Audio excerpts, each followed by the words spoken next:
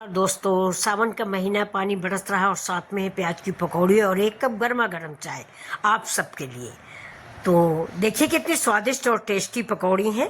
मेरे खेत में लौकी बहुत लगी हुई थी तो मैं गई थी, मैं ढेर सारी लौकियाँ तोड़ लाई हूँ, पूरे मोहल्ले में बांट दूंगी। आज मेरे बेटे का बृहस्पति का व्रत है तो ये देखिए उबली आलू है, इसको मैं छिकला सहित चिप्स काट के बनाऊंगी जो खाने में बड़ी अच्छी लगती है। इधर आरती बना रही है चाय, बहुत ही प्यारी लड़की है और बहुत सारा अच्छा काम करती है हमारे घर में। तो अब चलिए देख लीजिए, इधर हमारी चाय बन रही है, उधर मैंने आलू के चिप्स बना रखे हैं, उधर आरती प्याज की प्याजी बनाने की तैयारी कर रही है। अब ये देखिए मैंने आलू के चिप्स, ये देसी घी है क्योंकि बृहस्पति का व्रत है, बृहस्पति के व्रत में सरसों का तेल और नमक नहीं खाया जाता। तो ये आलू है जो मैं छिकला सहित बना रही हूँ। छिकला सहित आप भी बनाइएगा, थोड़ा कुरकुरापन हो जाता है छिकले की वजह से। ज़्यादा पतला नहीं काटिएगा और न ज़्यादा मोटा काटिएगा, जैसे मैंने काटा है ऐसे ही काटिएगा।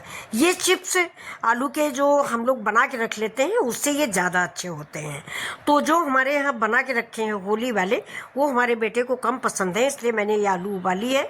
और उबालने के बाद आलू फ्रिज में रख दीजिए जिससे कड़ी हो जाए, फिर चाकू से आप चिप्स काट के इसमें, अगर आप व्रत नहीं है तो नमक और चाट मसाला लाल मिर्च डाल के खाइए।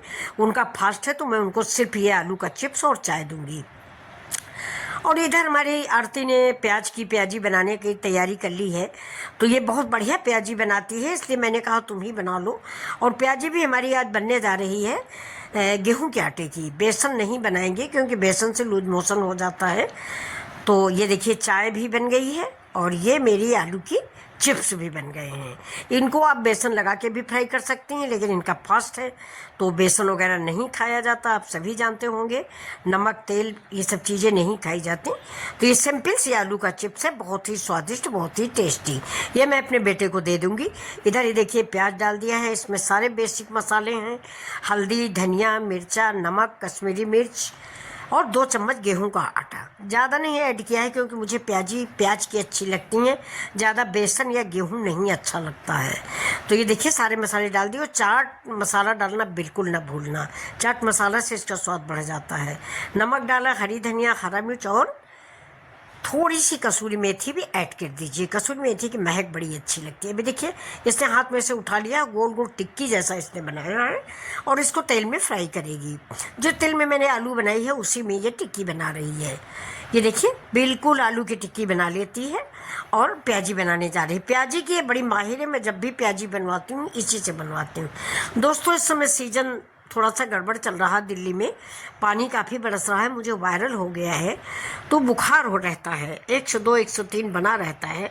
तो मेरी दवाइयाँ चल रही, एंटीबायोटिक, पैरास्टामॉल वगैरह।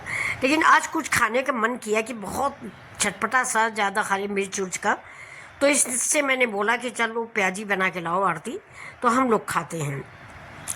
तो ये प्याजी बना रही है और मेरे लिए भी चाय बनाई है अदरक काली मिर्च वाली।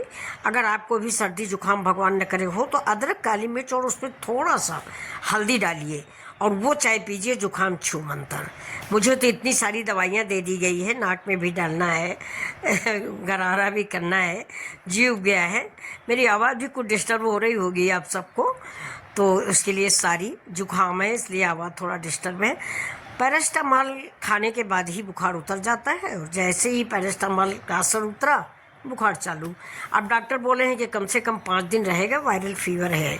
और ये देखिए तैयार हो गई मेरी प्याजी और चाय। आइए